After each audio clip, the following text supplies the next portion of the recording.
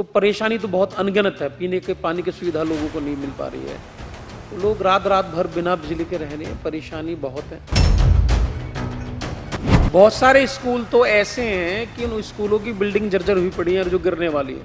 हल्की सी बरसात हो जाए तो स्कूलों में पानी भर जाता है। टीचरों की भारी कमी है, शौचालयों के अंदर कोई साफ सफाई नहीं है। गाँव में इन्होंने डिस्पेंसरियां खोली थी, किसी डिस्पेंसरी में भूसा भरा हुआ है, किसी डिस्पेंसरी में उपला भरा हुआ है और जर्जर हुई पड़ी हुई है। हरियाणा में विधानसभा चुनाव का ऐलान हो चुका है और इसी कड़ी में सभी पार्टी अपने अपने चुनाव प्रचारों में जुट चुकी हैं।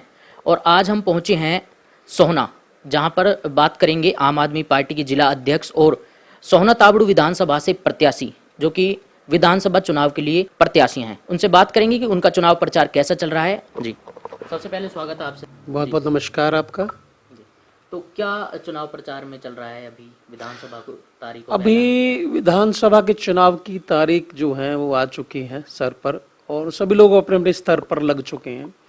अभी हमारा कैंपेनिंग जो है वो डोर टू डोर चल रहा है और डोर टू डोर हम कैंपेनिंग कर रहे हैं, हर घर में जा रहे हैं और अपनी पार्टियों की नीतियों के बारे में, अपनी पार्टी के काम के बारे में, जो हमने दिल्ली में जो काम किए हैं, जो पंजाब में हमने जो काम किए हैं, उन काम के बारे में बताया जा रहा है। और हमारी पार्टी ने 5 गारंटियां दी हैं, उन गारंटियों को हम घर घर तक पहुंचाने का काम कर रहे हैं। तो अभी आप कितना लोगों से जुड़े हैं और अभी तक कितने लोगों को अपने साथ कर पाए?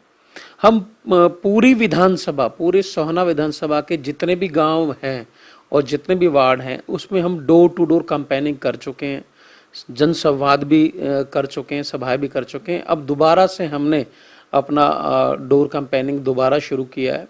अभी 23 तारीख को सोहना में कार्यकर्ता सम्मेलन है हमारी पार्टी का, जिसमें हमारे संदीप पाठक जी, जो राष्ट्रीय महासंगठन मंत्री व राज्यसभा सांसद हैं, वो मौजूद रहेंगे, जिसमें प्रदेश अध्यक्ष सुशील गुप्ता जी भी पहुंच रहे हैं।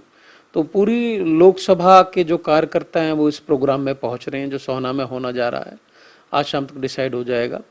तो सभी लोग, पार्टी के लोग अपने अपने स्तर पर और पार्टी का संगठन अपने अपने स्तर पर काम कर रहा है।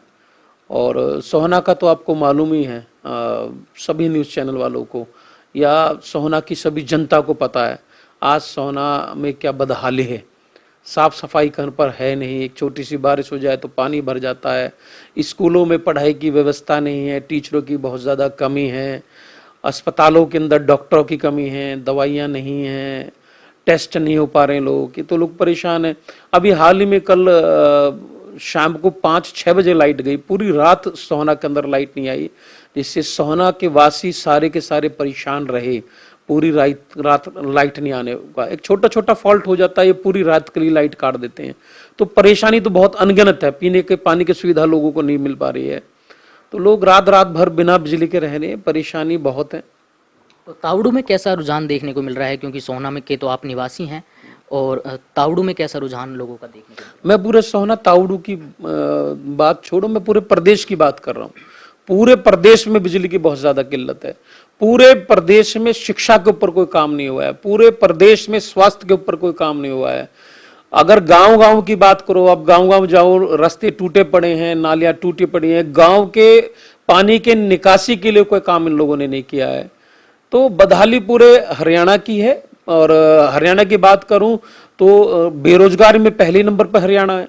नौकरी देने का ये काम नहीं कर रहे हैं, टीचरों की भर्ती नहीं कर रहे हैं, 2 लाख पद खाली पड़े हुए हैं।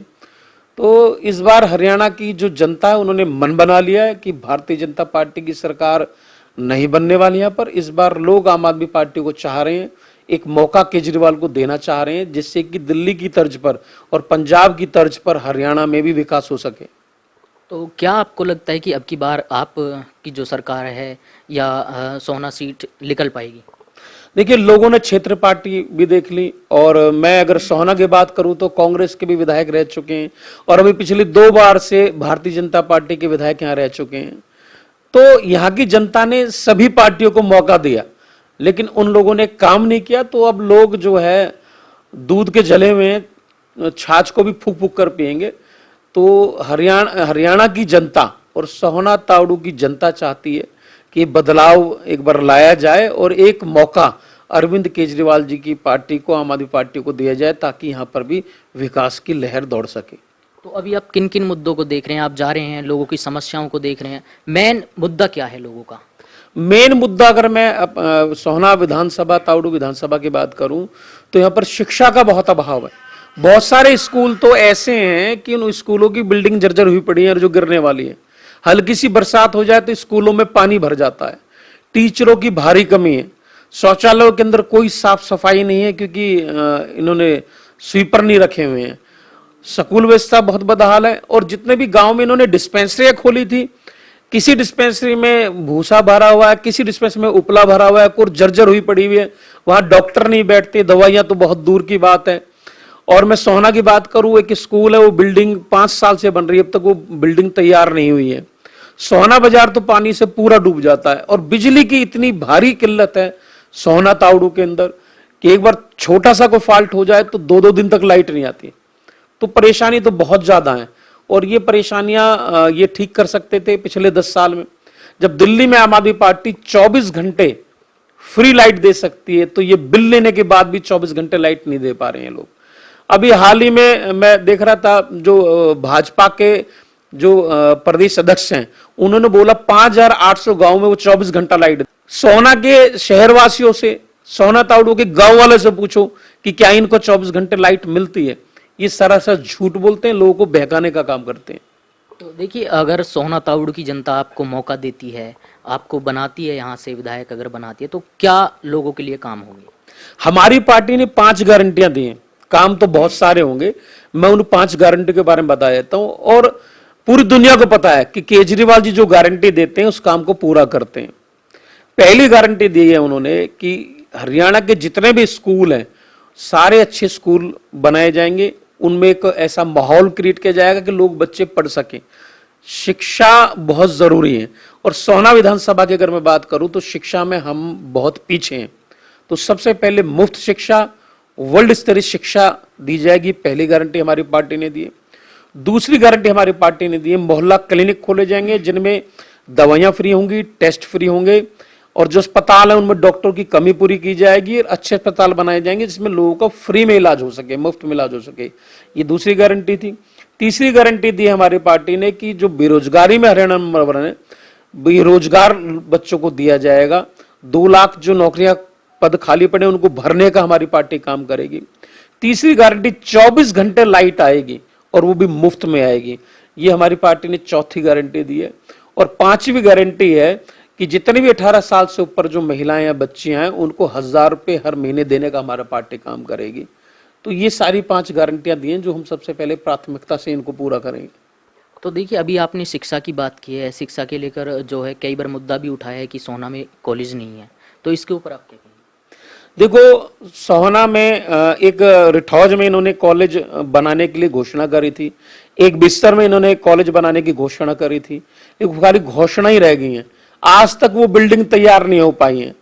और कॉलेज शुरू इन्होंने कर दिया, और वो बच्चे प्राइमरी स्कूल में पढ़ने पे मजबूर है। प्राइमरी स्कूल में उन बच्चों को पढ़ाया जा रहा है, और उन कॉलेज तक आने जाने की कोई बस की सुविधा भी नहीं है। जब आप वहां पर कोई सुविधा बच्चों को नहीं देंगे तो एडमिशन नहीं होंगे, एडमिशन नहीं होंगे तो बच्चे कहां से पढ़ेंगे। तो हमारी सोहना तावड़ू विधानसभा के जो बच्चे हैं, या तो गुड़गांव पढ़ने जाते हैं, या फिर प्राइवेट कॉलेजों में पढ़ते हैं, या फिर दिल्ली में जाके DU में एडमिशन लेते हैं। हमारी सोहना तावड़ू विधानसभा में कोई भी ऐसी व्यवस्था नहीं है जहां बच्चों को एडमिशन कराया जाए। तो शिक्षा के अभाव में हमारी विधानसभा बहुत पीछे है।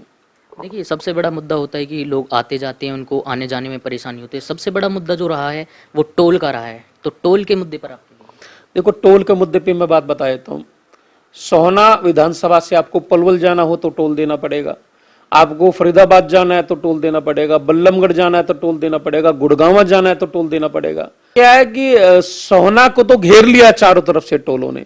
आप सोहना से बाहर निकलोगे या सोहना में आओगे तो आपको टोल देना पड़ेगा। और पूरे भारत का सबसे महंगा टोल सोहना से गुड़गांव का इन्होंने कर रखा है। और सारी सड़कें टूटी पड़ी हुई हैं। यहां तक कि जो ट्रांसपोर्ट विभाग है हरियाणा रोडवेज का, उन्होंने भी कह दिया कि इन टूटी सड़कों पे हम बस नहीं चला सकते। ये सड़कों का बदहाल व्यवस्था और टोल इनको चाहिए।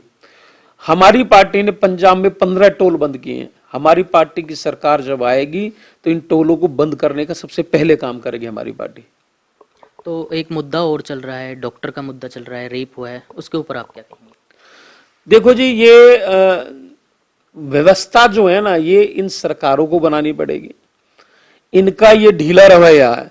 मैं अगर हरियाणा की बात करूं, हरियाणा में आए दिन गोलियां चली जा रही हैं और हरियाणा के लोग बिल्कुल भी अपने आप को सेफ नहीं समझते।